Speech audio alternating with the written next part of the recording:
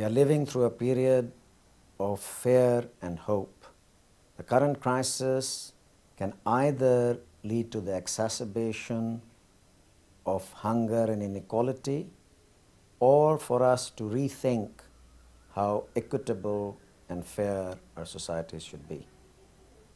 For the first time in history, the majority of Asian countries are democratic, and the challenge that these democracies face is how to reduce hunger and inequality. The event you're attending at the moment is part of a series of events which have been organized by UNDP. But this meeting now, the one you're attending, is actually the most important meeting of the campaign. This is a forum with parliamentarians to discuss the implementation of policies to reduce hunger and equality. And this is really where we have to turn from discussion to implementation. So that is why this event that you're attending is so important. Legislators and professionals in the government have to be fully up to speed, because it is not enough for the leaders to make decisions. We have many fine protocols and other agreements on the books. It is you, the legislators of the world, who will bring that into fruition. We have the problems of poverty, scarce resources, of which food is a major problem. In the last 60 years, India's population has gone up by 3 times, India's food production has gone up by 4 times, and India's GDP has gone up by 14 times. So therefore, this being the picture, there should be no hunger at all. There should be no poverty. When you look at the specifics and the intricate details, the underlying trends, for example, the developing gap between the haves and the have-nots, it's continuing to be exacerbated. So there are underlying trends that have to be addressed. This disparity in India, 2% of the rich may be having 50% of India's wealth, and 50% of Indians may be having at best 2 to 5% of India's wealth. This is the disparity which is creating problems. And it is there we, as policy planners, we should apply our mind and so see that this gap between the rich and the poor is narrowed. This is our primary responsibility. If we do that, this problem of hunger, this problem of poverty can be addressed. Most of the people they live and work in the rural areas. And if you ignore that particular segment of the population, you're bound to have persistence of poverty. The other thing which has happened, which has been a very worrying development, not adequately focused on, is that while the modern sector, the so-called manufacturing and services sectors of most countries have shown dynamism, there has been the phenomenon of jobless growth. Now, our problem here is not to follow the same path as the rich country. In our parliament, we have raised this almost as an annual thing to try and control the environmental pollution and so forth, the carbon emission. I don't think we even contribute 0.1%, not even 0.1%. But nevertheless, I hope you can let us know, how do we keep it below even 0.1%? Today, technology is in the hands of the private sector. And the private sector are not motivated by poverty concerns, they're motivated by profit.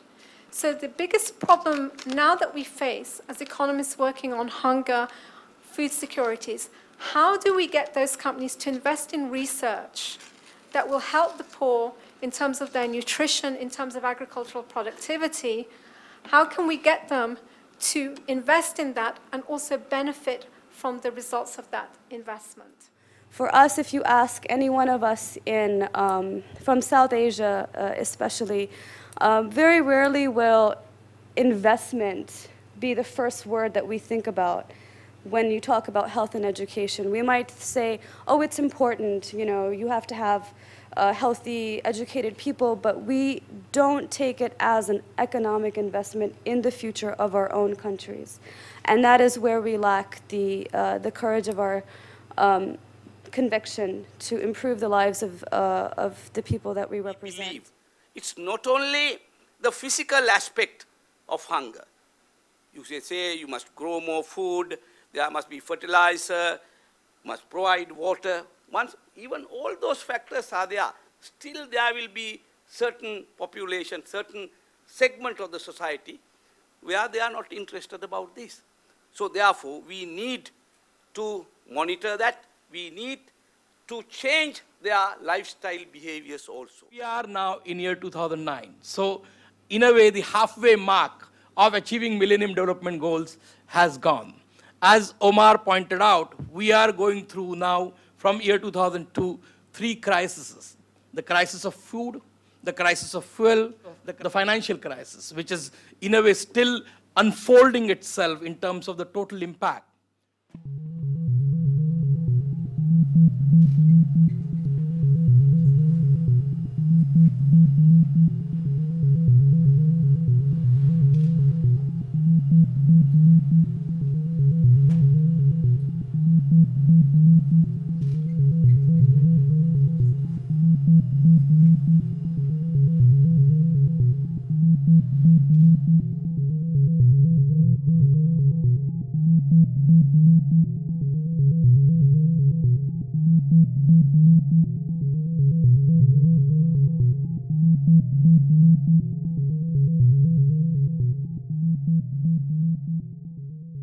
After going back to Pakistan, we will encourage the other parliamentarians to go to their constituencies and then tell the constituents what has to be done regarding infant and maternal mortality. As our parliament is in session, I'm going to highlight the issues discussed in this forum. There is a chance this year in May, during May, we are going to have a new election for the parliament. I think women parliamentarians can come if they are willing to. If the government providing proper solution, proper policy, all the issues can be brought to your homeland. The achievement of MDGs by AFPPD's national parliamentary committees, especially in the Philippines and Indonesia, where AFPPD country staff is actively assisting their parliamentarians. I think this conference motivated me to encourage my government, my party also in power, running this government, to really focus on how to develop our agriculture sector so that to liberate our people from the hunger. As a member of parliament, of course, I would like also to encourage other colleagues that are involved in the committee that in charge for agriculture and natural resources to really see based on this experiences I got during the 2 days.